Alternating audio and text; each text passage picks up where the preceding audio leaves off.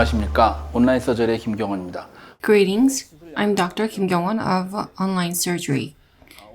Today I'm going to share with you a surgical clip. Let's look at today's case. The patient is 61-year-old male patient, and in the upper anterior area, you can see significant long span bridge. The patient's chief complaint was that it was uncomfortable and wanted it to be replaced with implants. If you look at patient history,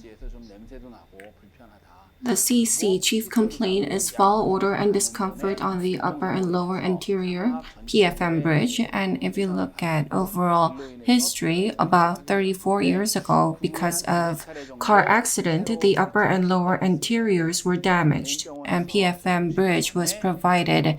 It was replaced about 2 or 3 times. And before the patient came to our hospital, the patient was recommended implant treatment for the upper anterior from a private clinic, and because it was uncomfortable, the patient wanted the bridge to be replaced with implants.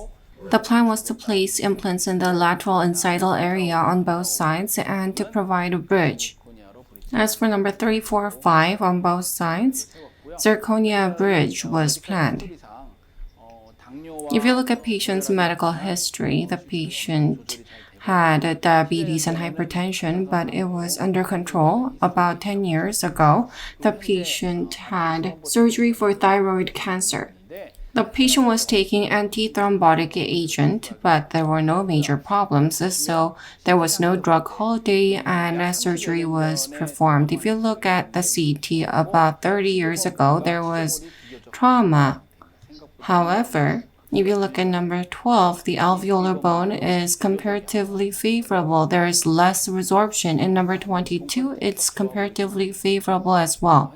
The bone quality itself does not look to be excellent. When we were planning, the plan was to place 4.0 diameter implants along with bone grafting on lateral incisor on both sides, but the patient did not want bone grafts.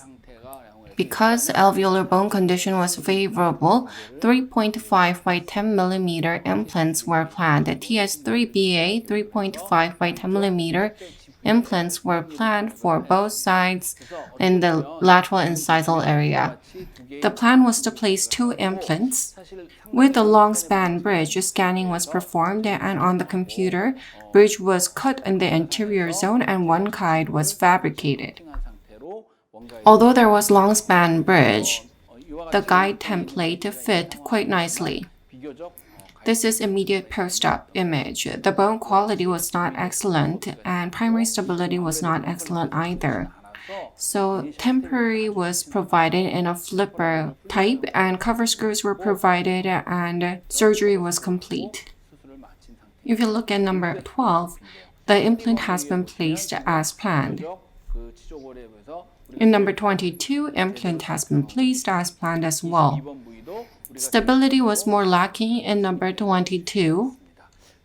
About 3.5 months later, secondary surgery was performed, and at the time of secondary surgery, if you look at CT, the alveolar bone height was nicely maintained. ISQ was 74-74. Number 22, the ISQ values were favorable, and final prostheses were delivered. ER-type prostheses were delivered. The patient was satisfied. In the lower anterior area, bridge was refabricated as shown. The patient was quite satisfied. I think it would have been better if bone graft had been done and it would have allowed for a thicker diameter implant to be placed.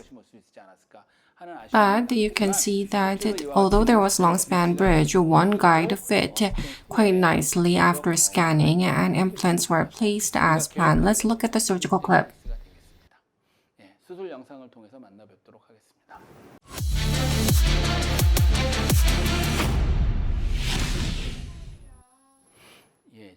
After requesting OneGuide template fabrication, bridge was cut.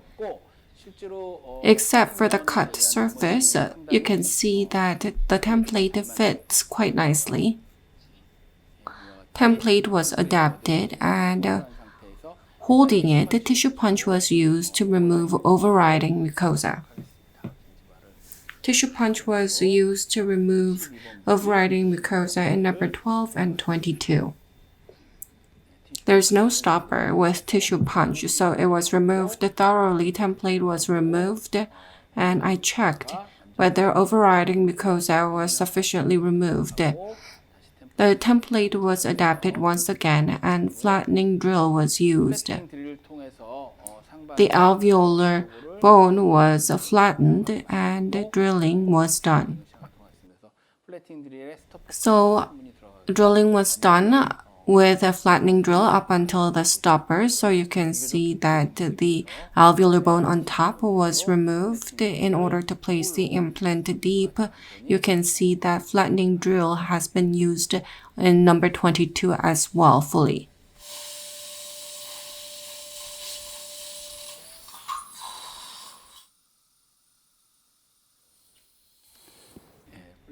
After the use of flattening drill, because it was comparatively healed ridge, 3.5 diameter soft initial drill was used.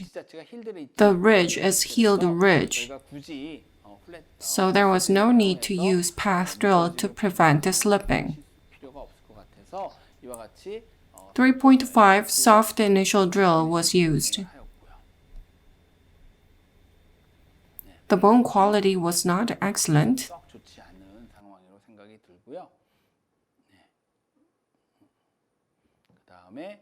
2.2 by 10 mm one-guided twist drill was used for final drilling. 2.2 by 10 mm one-guide twist drill was used for final drilling.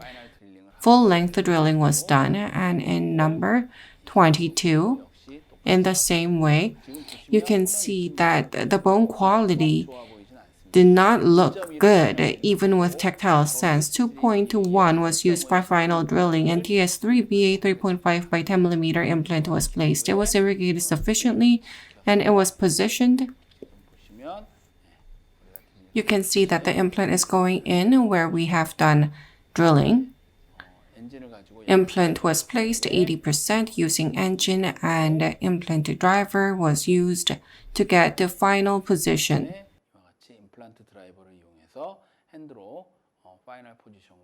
Hex matching was done as well. Primary stability was about 10 to 20 newtons. I think it was about 20 newtons. Number 12 was more favorable. In number 22, TS3BA 3.5 by 10 mm implant was placed. Implant was placed 80% using engine, and saline was applied. No mount was removed, and implant driver was used for implant placement. Primary stability was about 20 newton centimeters. Depth was adjusted. Template was removed in order to measure ISQ values. Smart pegs were connected. It was connected in number 22 first. In number 22, it's about 60 and 75. So it's slightly lacking. As for number 12, it's a 75-75. It's quite favorable. We could not provide bridge immediately, so cover screw was used, and healing was done before performing secondary surgery. Tissue punch was done, but the cover screw was connected, and figure of 8 suture was done. That's how surgery was completed.